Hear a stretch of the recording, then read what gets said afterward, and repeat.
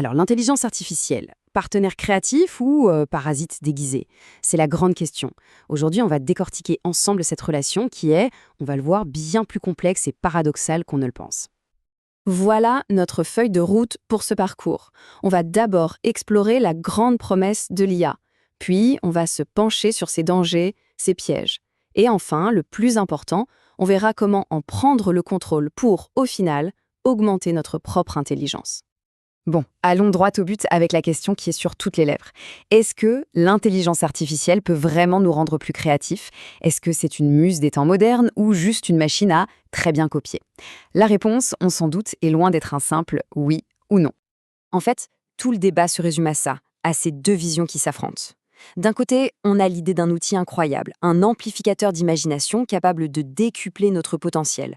Et de l'autre, eh bien la crainte d'un frein à l'originalité, une force qui nous pousserait tous vers des idées plus conventionnelles. C'est exactement ce paradoxe qu'on va explorer.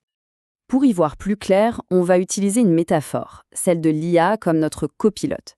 Imaginez, elle est là, dans le cockpit, à côté de nous. Mais la vraie question, c'est qui tient vraiment les commandes? Et cette image, elle est parfaite pour recadrer les choses.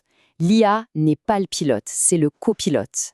Elle peut gérer les tâches automatiques, vérifier des listes, suggérer des itinéraires, mais la vision, la direction et surtout le jugement critique, tout ça, ça reste entre nos mains.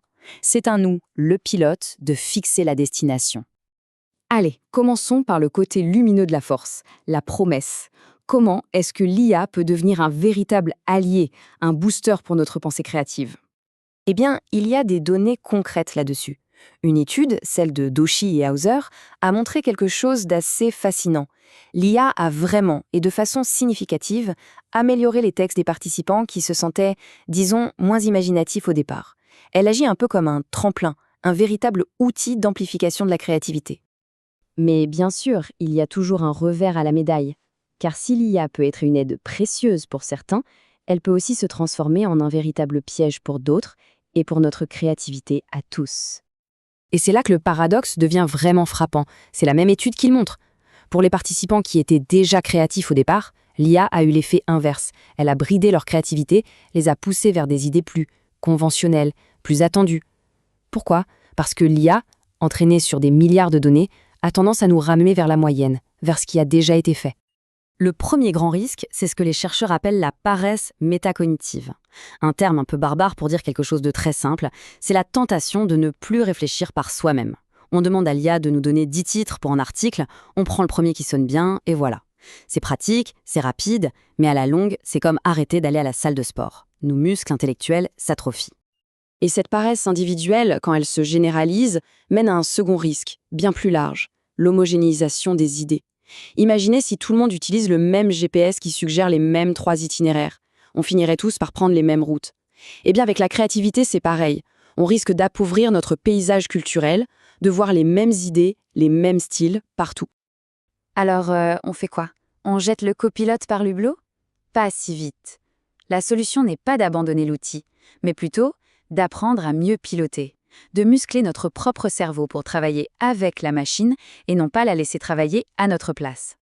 Pour y arriver, il faut comprendre une différence fondamentale. L'IA, elle, excelle dans ce qu'on appelle la pensée verticale. C'est logique, linéaire, ça suit une autoroute bien balisée. Mais notre super pouvoir à nous, les humains, c'est la pensée latérale. C'est cette capacité à prendre des chemins de traverse, à faire des connexions bizarres, improbables, pour créer quelque chose de vraiment neuf. C'est ça qu'il faut absolument cultiver. Et pour cultiver ça, pour exercer ce fameux esprit critique, voici un outil hyper pratique, inspiré du cégep de Shawinigan. C'est une petite checklist mentale. Avant d'accepter n'importe quelle suggestion de l'IA, on se pose ces 5 questions. Qui, quoi, quand, pourquoi, comment? C'est notre tableau de bord pour s'assurer qu'on reste bien le pilote aux commandes. Rester aux commandes, c'est une chose. Mais savoir quelle manette actionner, c'est encore mieux. On va voir maintenant comment passer du statut de simple utilisateur passif à celui de véritable réalisateur, de pilote actif de l'IA. La clé de tout ça, elle est dans le dialogue qu'on a avec la machine. On parle souvent de prompt engineering, l'art de formuler des requêtes.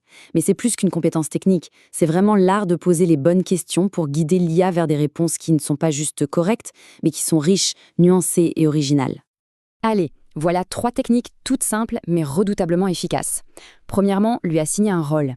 Ne lui demandez pas juste d'écrire un texte, demandez-lui d'agir en tant que consultant en stratégie ou en tant que poète du 19e siècle. Ça change tout. Deuxièmement, la chaîne de pensée. Demandez-lui d'expliquer son raisonnement étape par étape. Ça permet de débusquer les erreurs de logique. Et enfin, décomposer les tâches. Une grosse demande complexe, séparez-la en plusieurs petites requêtes plus simples et plus précises. On la guide pas à pas. Finalement, on en revient toujours au même point. Et c'est le point crucial de toute cette histoire. Pour tirer le meilleur parti de l'intelligence artificielle, on doit d'abord et avant tout améliorer notre intelligence naturelle. Et si, au fond, cette technologie qui peut nous paraître menaçante était en fait une chance unique. En nous libérant de certaines tâches routinières, l'IA nous force peut-être à nous recentrer sur ce qui nous rend profondément humains, notre capacité à donner du sens, à imaginer ce qui n'existe pas encore et à piloter notre propre avenir. La question, au final, ce n'est pas tant de savoir ce que la machine peut faire, mais bien ce que nous choisissons d'en faire.